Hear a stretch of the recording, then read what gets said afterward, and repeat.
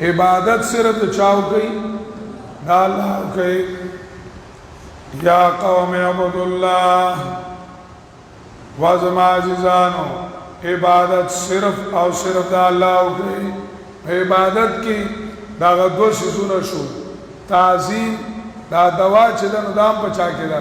تعظیم کی تجھے چاہتا درخواست لکی او جی مال اداو کی دا غد تعظیم نہ کہتا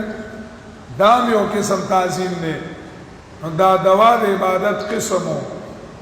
دا طول عبادتونا چالو کی دویم یا قوم عبداللہ حکم او اڈر صرف دا چاو منائی دا اللہ منائی دا الہ دو معنی عبداللہ کی رالی لیکن لا الہ الا اللہ معبود صرف سکتے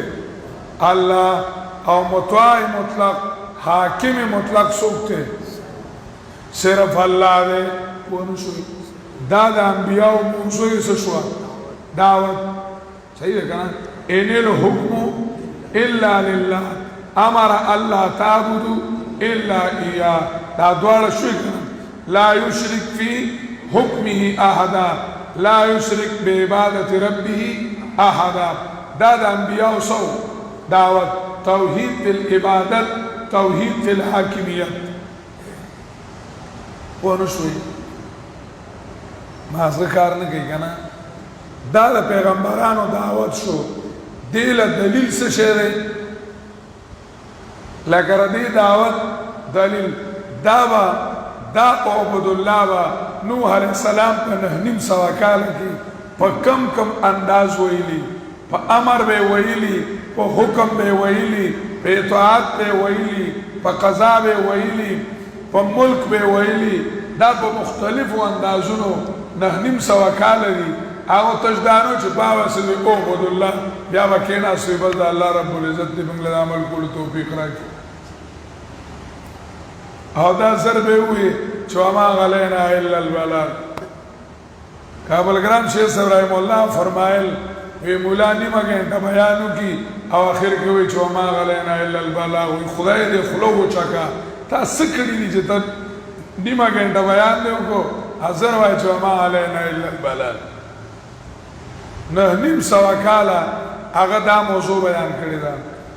دلیل سره الہ التکوین ما لکم من الہ غیرو دی ځای کې الہ معنا د تکوین چې د کائنات پیدا کون کې چلون کې تبل څوک مانی نو گویا نوح علیہ السلام دا سالم کائنات پدی الہین کې رادن نکو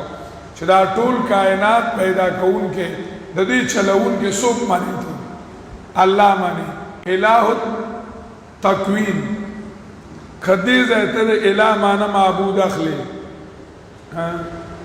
ما لکم من مانا ساخلی معبود مصادرہ علی المطلوب ندا